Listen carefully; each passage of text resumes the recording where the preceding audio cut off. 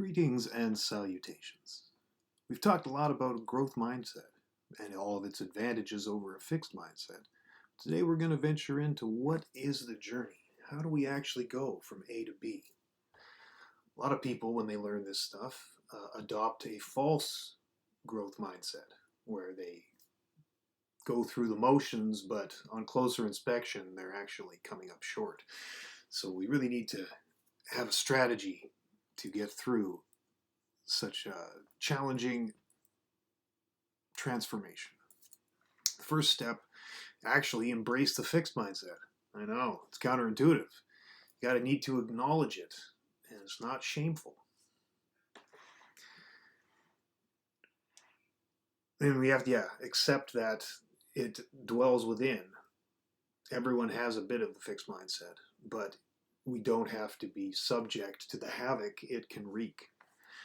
So we need to, step two, become aware of the fixed mindset triggers. What types of actions lead to adopting the fixed mindset?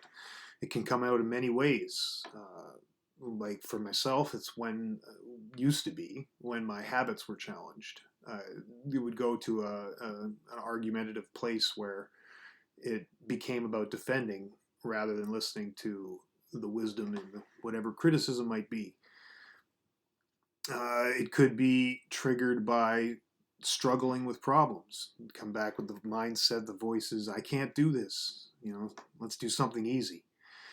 Or when countering someone with more success, like John McEnroe again.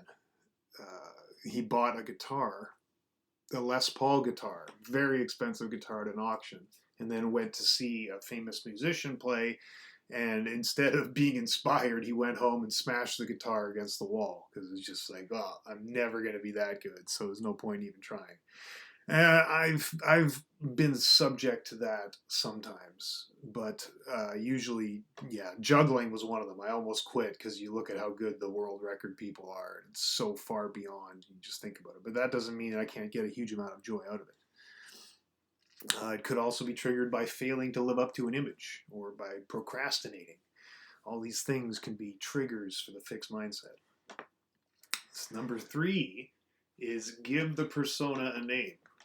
Personally, mine is Richard. Although I'm contemplating Dale as an alternate. It really helps to anthropomorphize this phenomenon. And it really allows you to step outside yourself and view certain traits or certain aspects. I mean, it makes sense. The brain is very good at compartmentalizing. It can do it as a defense strategy, so why not use it as an offensive strategy? And once you've given it a name, do something outrageously growth mindset. Myself, I started doing voiceover work. I started applying to dozens of different positions, and hopefully that takes off. But I'm willing to continue the challenge. You project yourself 25 years into the future, and don't worry about getting a lot better. Worry about getting a little better every day, and a lot will just happen. A lot of times the people with the most success are people that just had never thought about success. They just genuinely followed their passions with a lot of effort and intensity. The 4th step is to educate your persona. Well, you've anthropomorphized it, and it's outside of you, and different side of the same coin. You can take it along the journey with you. Come on, Richard. You don't have to hide in the closet. Oh, yeah, you do.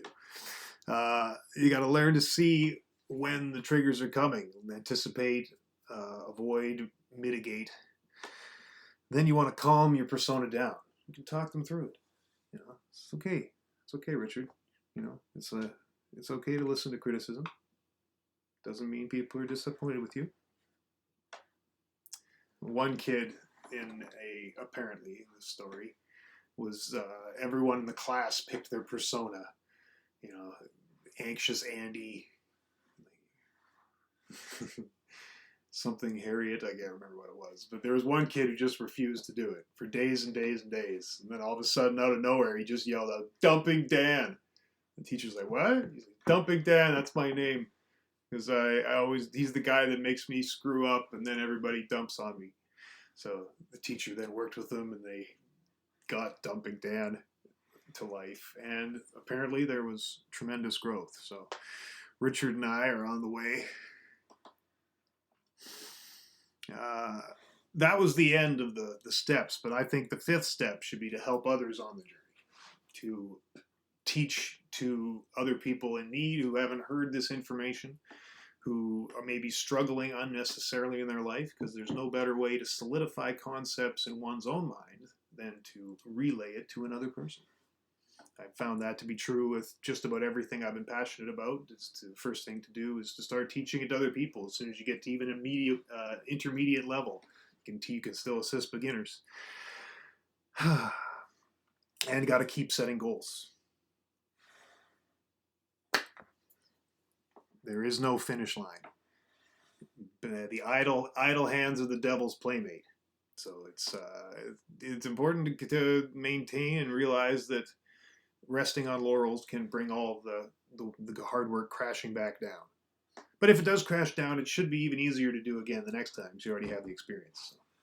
But let's not work for that. So in summary, there's kind of a little categorization of the fixed mindset versus the growth mindset and how they react to certain things. So fixed mindset will avoid challenges, while the growth mindset will embrace challenges.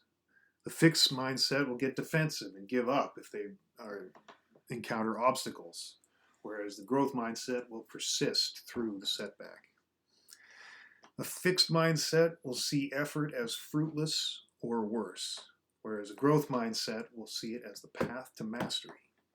A fixed mindset will ignore useful criticism, and the growth mindset will choose to learn from it. Simple as that. And the fixed mindset will feel threatened by the success of others, while the growth mindset can be inspired and learn from the success of others and hopefully pass it on themselves. And in their result, a fixed mindset may plateau early and achieve less than their full potential, while the growth mindset can reach ever higher potential. Thank you very much.